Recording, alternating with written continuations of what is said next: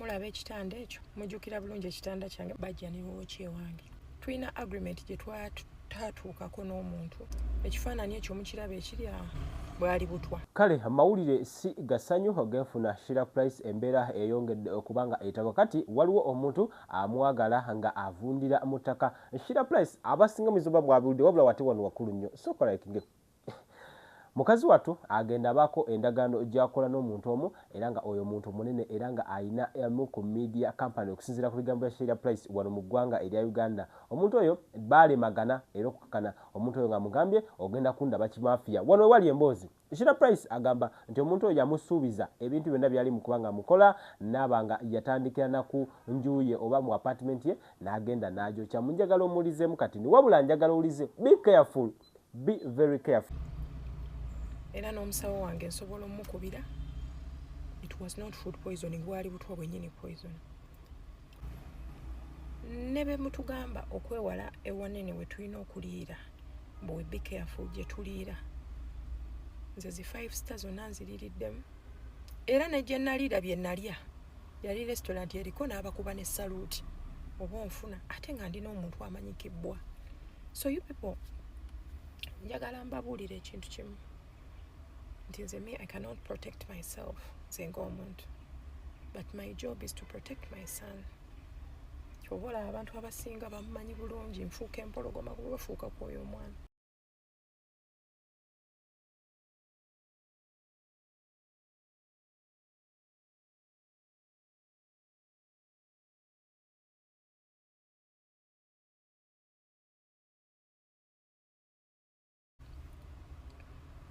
munene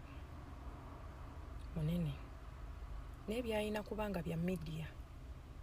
era bwe tutaabituukako gayo ono yali straight nnyo n'angamba Sheilah, I'm going to teach you a lesson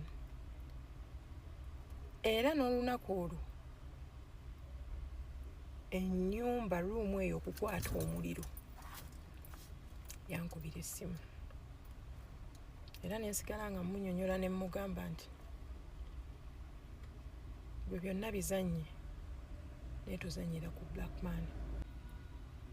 mu kwokya ewange ekitanda ekyo n'olwekyo bintu bingi bizze bituukawo naye lwakubanga nze ndi kaliba era omusajja oyo nasigala mugamba ne mugamba gino emizannyo ogenda gizannya naye kositoyingizaamu Blackman ne mugamba togenda kusigaza wadde mwana omulamu n'omu manyi lwaki nayogera ekintu ekyo because all of you mukimanyi nze nawongayo omwoyo gwange lwa mwana ekiwulira video zino they got me so emotional nti abantu abavunaanyizibwa ku app kuno abasinga babadde batugamba you people should be careful tewali kitatuukanga nja kujjukiza Hajati Masitula musomi owaddwa ebyoddala ono omukyala yazze kubanga akujjanja wakati bonna bobadde wali owuliddeko beesonyiwe baveeko ono yazze kubanga obaoliawo akujjanjaba byonna ebyalema oyagala mukazi oyina ndwadde oyagala mirimu gitambule bunnyo omukyala ono mukubireko ebyandala enamba yeeyo eri wansi awo eri 0704 53 057 omukyala oyo bannaaye mukubireko agwalina ebizibu tojja kubanga awejjusa chicken yo n'amalayimuka nayeyogera ebyamutuukako all of you are going to be shocked nga tebitutuukako mu nzikiza people we know n'olwekyo nze nsigala ngamba nze bampita mama Blackman muwala Zainab toyina kyosobola kunkola the only time I can come out and be a monster ng'okutte ku mwana wange era n'ebyo ennyumba temwebuuza lwaki mama Blackman yakyusa ekitanda because when it happened it took me only 2 days okuzaawo buli kimu 2 days buli kimu kyali kizeewo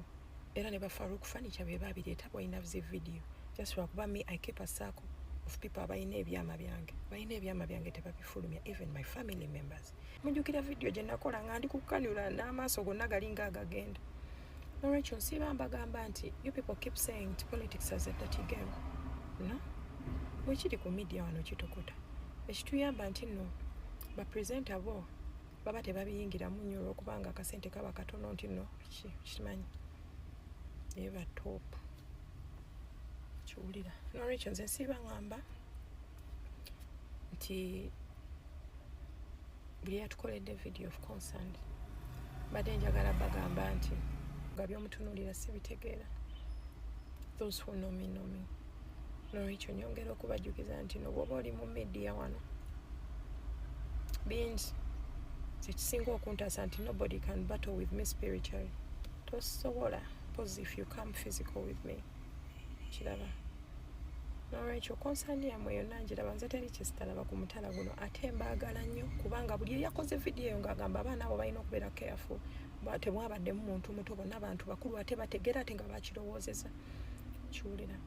nolwekyo nti sigala mbeeyanza ffe bwe twajja ku media you people are the ones who welcomed us nze mwanjagala nnyo ne mundagala ne mu embracing era mukyanjagala ye security gye nsinga okuba nayo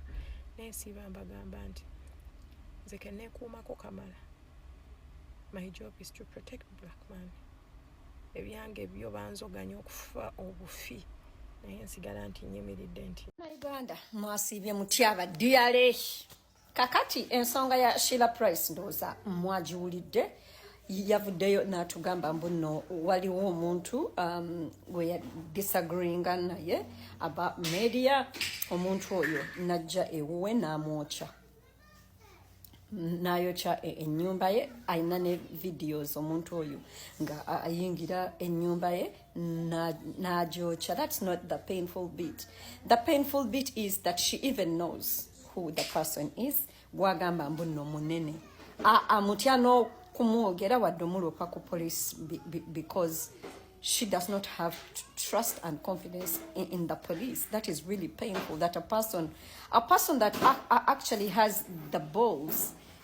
and the anger to walk into your living space and burn it down, moreover your bed. You know what that means? Omuntu oyo obeera ku grip hold ye. But the fact that a person like Sheilah, a mouthpiece of a lot of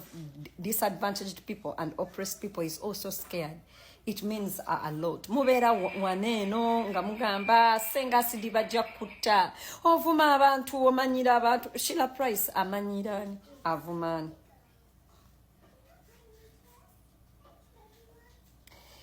Chicken bamukuba katafe. What does this teach you? What does it show? There is no freedom of expression and speech in Uganda. It's not about obambu no muntu avuma omuntu. Actually, abantu abavuma abantu, nothing happens to them. Era nze bantisadda Junior waneeno yagamba senga sidi nenda kutta mama wo nekirita mizi nekimatako walipa naye nze nabasuubiza obaani ne bw'obeeranga yeggwe mukulembeze wa Uganda mama wange atuusibwangako obulabe nammwe mwenna, even if it's not you, as long as you have threatened it before oliraba wakiri bwennema kuba amasasi ndi kulogoofya ate obulogo bubeerako evidence but you should know that there is no freedom. Kati that person atambula ayina nenga Sheilah amumanyi kakazi katu, she can't even speak out. Awe sinzidde nembagamba ku nsonga yemu. Hamdale is missing. We last spoke to Hamdale at 7:30 our time on Tuesday. His phones are off. He's nowhere to be seen and traced. This is so unlike him. Simply because abadde ngoko ku media nga ina abantu